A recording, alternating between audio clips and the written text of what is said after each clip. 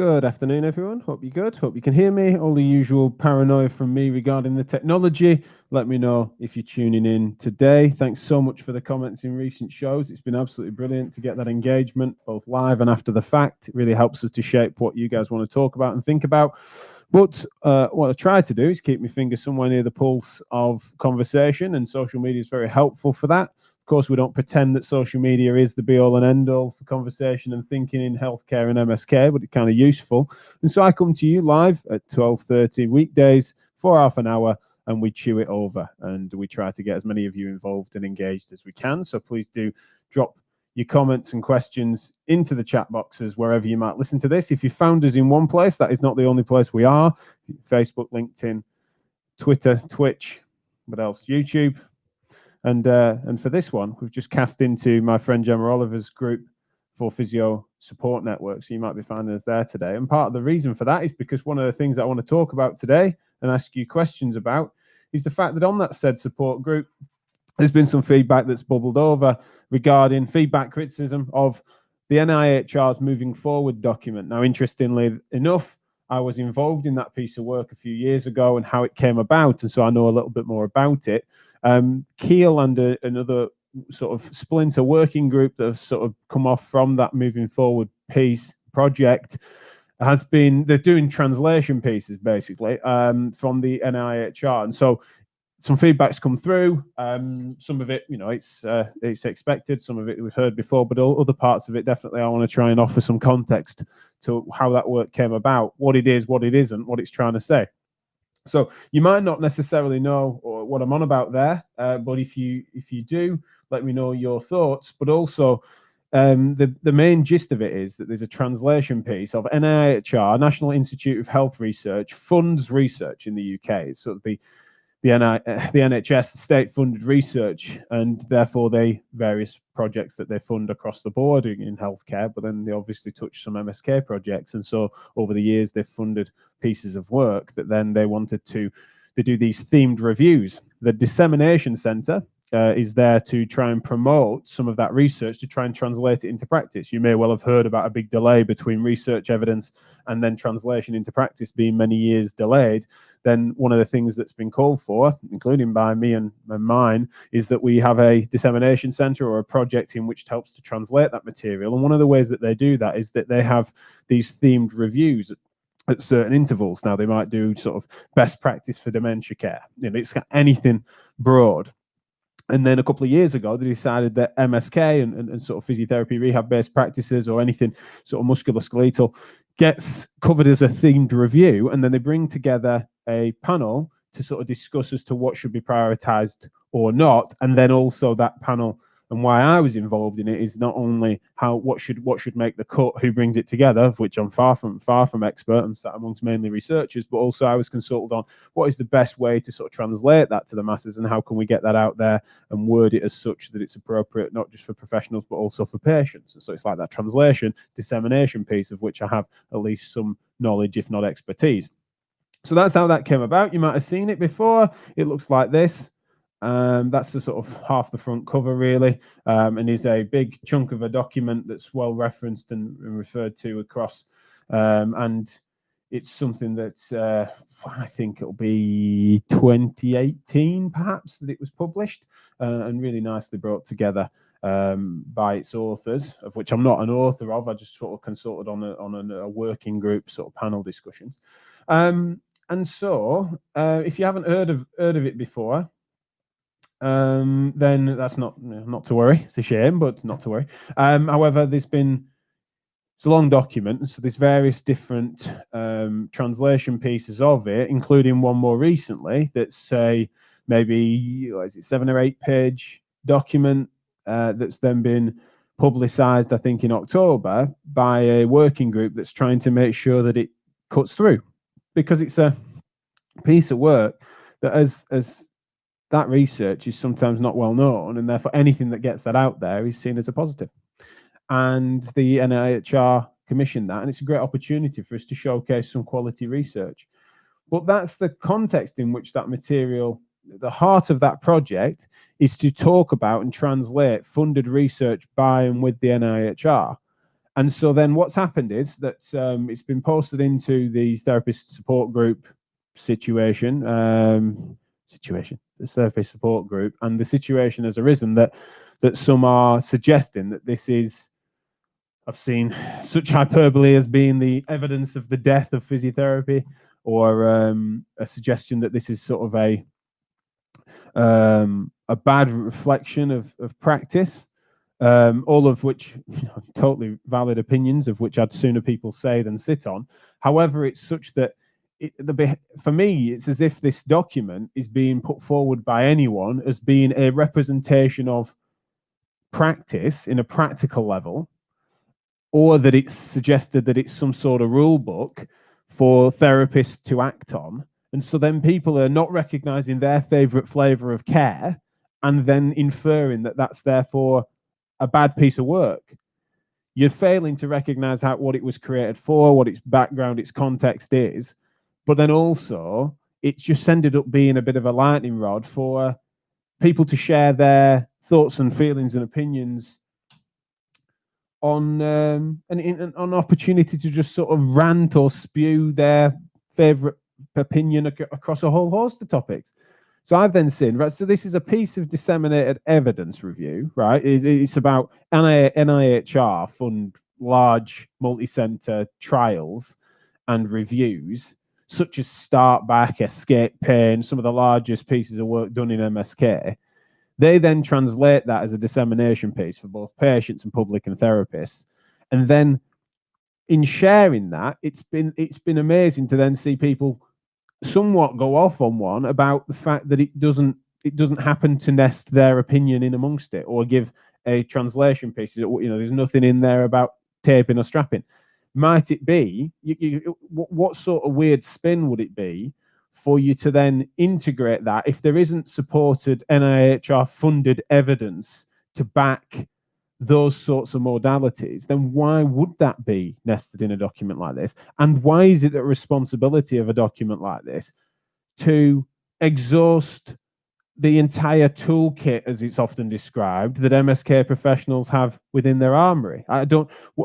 It's fascinating to me just how much people want every single piece of work to reflect the entire spectrum of conversation, as well as the spectrum of different styles of practice in the profession. It just seems a massively naive thing. So I'm not opposing necessarily. As I say, I really like the fact that people share their opinions. I want that, right? So it's important to me that people share it. But it just seems fascinating that people sometimes want what they want every document to do is reach everyone and also to venture into every single corner of opinion that might exist around that topic. And it just seems naive at best.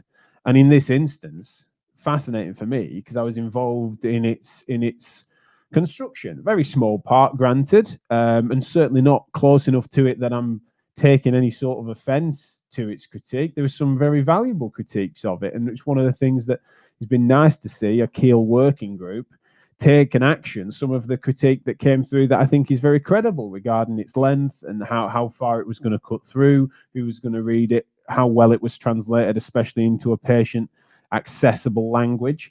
And so they're acting on that. It's been really good. And I think, although someone might correct me, Kay Stevenson has been involved in this and linked it to some of the work she's doing as an arthritis versus arthritis MSK champion. And I think that she's taken that on and is doing some translation material. So it's acting on feedback and criticisms that then I think this work has emerged from. And so there's no sensitivity from me, and I imagine not from them, that some of these criticisms come. But to me, they're not especially credible things to bring forward or to act on if the general take is to not recognize how this was commissioned, how it came about, and what it's for, but what is the circumstance of it being there? Is it this being promoted as a blueprint of practice that we all need to be tethered to, and therefore it's a perfect representation of exactly what happens in MSK when you go and seek help for a ache or pain?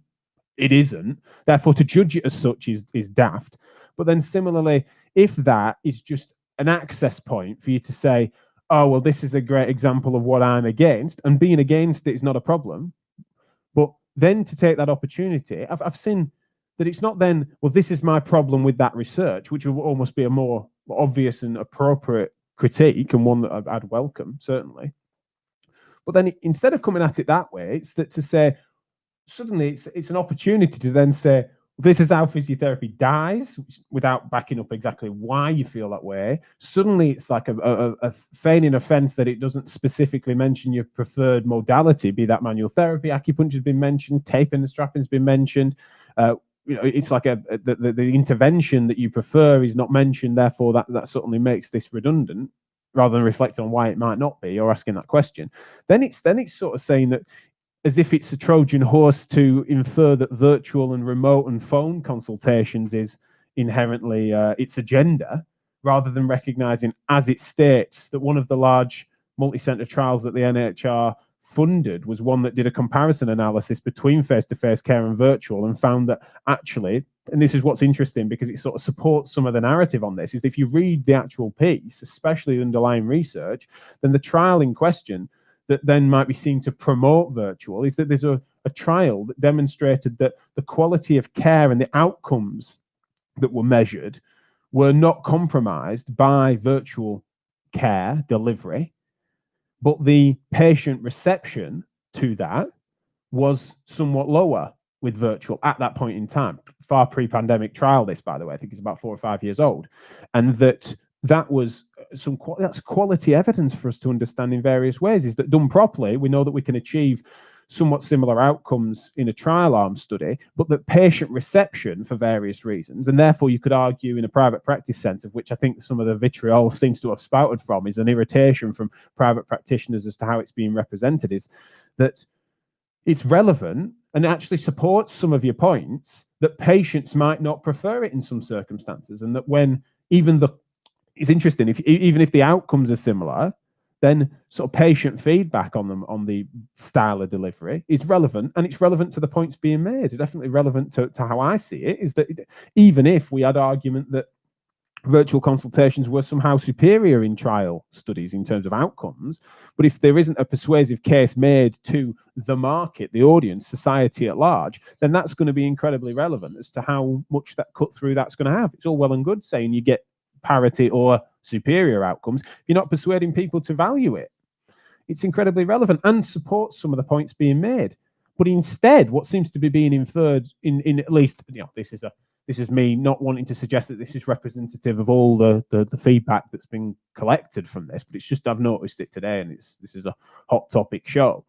But it's just that it's as if that the piece itself has an agenda to sort of be a Trojan horse to promote virtual care, rather than recognizing that one of the studies discussed in this demonstrated what it demonstrated, challenged the construction of that trial, challenge its outcomes, challenge its results, challenge the data if you're statistically numerate enough to want to do that. But it's just you're nothing other than you're just carrying your opinion as an ideologue if you're just thinking that instead of bringing a scalpel to the party and sort of deconstructing and sharply critiquing why it might say that, instead what you found yourself doing, I think some of these comments suggest that it's that you hold these opinions dear, this piece of work represents something you dislike its conclusion, and therefore you want to infer that it's got some sort of intention that it doesn't have, or that it's, as I said before, as if it's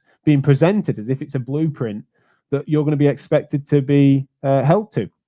Now, not everyone, of course. As I said, there's some really valuable talking points that this brings up. You're not getting me. You'll know, if anyone's tuned into this show before, you'll know from me that you're not going to get someone that's sort of really totally delighted with any sector within therapies that feels like the handling of all the various different things, including the way that undergraduate education is at the moment. You're not going to get suddenly me being an apologist for the status quo ever, pretty much. It's something that I'm always trying to shake things up. But I think it's another example of where we are absolutely degrading the conversation, and we're never going to get anywhere if something as simple as this isn't taken within the context in which it was published and is then used as an excuse to then go off on one about virtual consults, feigning some tears rolling down your face about manual therapy not being advocated for. An anti-CSP bias got cut in there. There was then this, sort of, this is why NHS therapists are just going to be personal trainers, and it's just like, just get carried away, just using it as an excuse to suddenly go off on one about your favorite talking points. We're never going to get anywhere. It just feels like shaking a fist against the world without really recognizing its relevance. So I just find that to be, unfortunately, very disappointing indeed, and something we need to improve on for sure. And I don't see a way that we're going to ever mature the conversation if that's what happens every time that someone wants to, any excuse to then go off on one about, this is how I see the world. It doesn't mean that there's not a place to bloody rant. Here I am ranting, right? But it's kind of that, hopefully, it's ranting about something that's representing it fairly and appropriately, and then disagreeing with it where possible. As I said, you could have another show, and there might be another show where I offer my feedback and critique of moving forward, of which I have. I mean, granted, I've been in a position where I've been able to feed that back. Interestingly enough, if you want to know more about the NIHR's Moving Forward document, I did a podcast with Nadine Foster in this very studio a couple of years ago, talking about it and promoting it and talking about how it came about, as well as what its conclusions were within the document. I'll, if I remembered to, I'd probably post a link to it. But it's like the work that had done and the dissemination of that piece is something I was involved in. So again, it's important for me to clarify that I can't imagine that some of my opinions on this have been coloured by the fact that I'm sort of tethering this to my, as if I'm taking any sort of personal offence to it, because something I haven't really given thought to for a while. Moving forward is not something that there's a document or as a project that I'm especially wedded to in any romantic sense that I'm now taking offence to. It's more that watching it be misrepresented and then being, like I said, people just carrying their agenda forward as if to suggest it's sort of a sign of the times. It's just it's really clumsy. And yes, my friend and colleague Rob Tyre brought this to my attention, and so thanks, Rob. I noticed that he's in the comment section. So let's have a little look at what some of you guys are saying. Meekins has said lunchtime chicken and protein shake between clinics with Chewy. Oh God, it's making him spit his protein shake out at the screen. Probably. I wonder what is whether he's read Moving Forward and whether he agrees or not. Rheumatology.physio. Same old intentional misunderstanding to defend practice so therapists don't have to change. That's unfortunately, whether that's true or not, that's how it comes across, doesn't it? Is that some people will look on at something which is a delineated set of research pieces and conclusions that they disagree with, and it makes you look like you're just wanting to shake your fist against the science, right? And it's just like, I know best, and I've got nothing here. There's nothing here that I could learn from. Very, very arrogant. And unfortunately, it does make you, whether it's true or not, makes you look like you're being Luddites.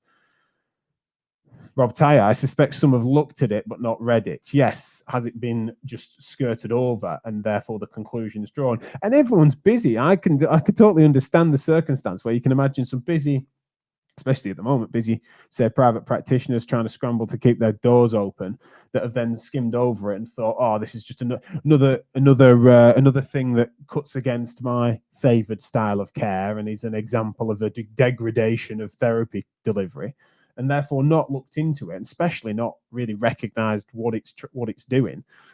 The National Institute of Health Research wants to do a themed review promoting the very well-funded research in our field of expertise. Is a brilliant opportunity that was taken with both hands, including, by the way, by the CSP. Incredibly supportive. In that instance, a brilliant thing that they did to work with the NIHR to get that out there as a big promotion piece of some of the best evidence in that field. Now, I take my hat off to Ruth Tenhove specifically, who works for the CSP on this, and something that's fascinating for them to get lumped in with the criticism of it when it's something that they did very well, in my opinion, in this instance. So, yeah. Meekins has then said, identity strongly attached to interventions as usual. Unfortunately, that's a part of it, isn't it? Why can't more physios simply identify as physios rather than manual therapists, tapists, dry needling, etc.? Reflects, I think, on, was it earlier this week or last week, we talked about sort of intra-professional identities, might have been Monday. Absolutely. It feels very familiar to me, having sort of whinged or ranted about that earlier in the week. That is so awkward. Again, it's as if people are attaching interventions to their identity in such a way that they're then offended or at least feigning offence when it's, in this instance, not. It's when it's not mentioned, not that it's ever even degraded. So yeah, I've been told I'm very ranty this week. I like it. Yes, you may benefit if my kids start to sleep. You'll see me start to mellow down. But I think I'm sort of fired up, probably based on trying to keep myself awake. But yes, I'm quite ranty this week, and maybe I'm fueling the fire, perhaps. Evie Martin, hi Evie, hope you're well. The people who posted quick negative, irritated comments early this morning were probably not expecting to be ranted about on TPMP, though. Give them a break. Thank you, Evie. Yes, I can understand that. That there is a risk. Am I then fueling the fire? And certainly, yeah, it's nothing personalized here. Certainly not naming any names. However, it's something that, unfortunately, this is the platform of which I now use to commentate on social media. And so, yeah, instead of getting sucked into long thread replies, although I did post an invite for questions and comments and to offer my take on the context of which it emerged, it's something that, admittedly, this is the way in which I now would contain my reflections on a topic. So yeah, I totally understand what you mean, Evie. And certainly if I was to go off on one about a particular individual, then that's not cool. But similarly, anyone in that thread that feels that they want to push back on what I'm saying here, then they're absolutely welcome on the show. Open invite to discuss these matters, because that's what this is all about. It's about us chewing over what it might be. And I think there's some really fair, all of the things that have been raised are completely, of course, legitimate arguments in effect. That if people want to make a case for why there's been a disparity in different uptake in virtual care, if there's some people that feel that there is a very focused agenda against different modalities that they feel have got utility. It's what this show often discusses. And so I like the fact that we want to talk about that, but I can't be. It's just, I think the reason I get particularly passionate about this sort of thing is that I witness it's that people are sometimes, it seems, looking for a reason to then just offload their particular series of linked opinions about the state of the world, state of affairs in therapies, and that it doesn't matter what it is that can trigger them in that direction. In this instance, an NIHR dissemination centerpiece, of which is detached from that context. It just, I don't know. I think that the thing that gets me most riled up, I guess, is that where does this end? And it's fascinating because I do wonder, am I part of the problem by emphasizing these moments? And in this instance, and I was having a back and forth, I think, I can't remember who it was now, a friend of mine who then I was like, you said this seems like a good one for chewing it over. I was like, today, should I go straight away on it, but while it's hot, but or is it something to see how that unfolds?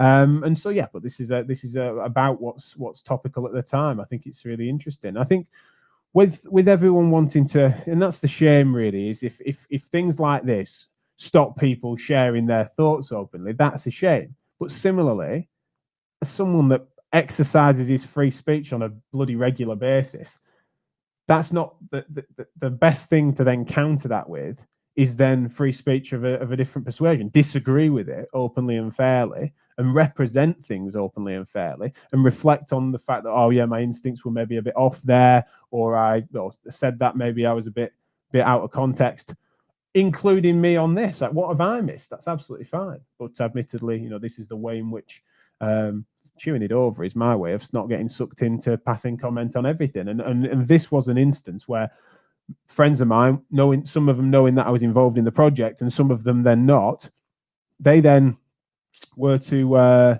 draw me in on that conversation to say, what's your thoughts on this, from a few different angles, really. And so yeah, my take on the matter is to then chew it over here with you guys. So it's a really interesting point, and thank you, Evie. I definitely always am considering that, especially this week, trying to work out whether does it help or does it hinder, and I'm interested to see that. So Joe Turner, hi Joe. She said maybe an indication that we don't have many platforms for reasonable debate. Or Evie says, sign of the times when people are easily stirred up. Yeah, including me, perhaps. Jim said there, I'm easily ranted this week, and then maybe I'm a part of the problem. But I think that there's something to be said for sign of the times. I I think I mentioned in the comment section of this thread that there are plenty of signs of sort of what could be indicated as being signs of a dire state of affairs, and I've been one to say that there's unfortunately plenty of incompetence knocking around, especially on a governance level, and there's plenty of things to be damn disappointed about. So I'm not one to say, oh, it's all okay, what you're being so pissy about, because that would be a super hypocrisy from me.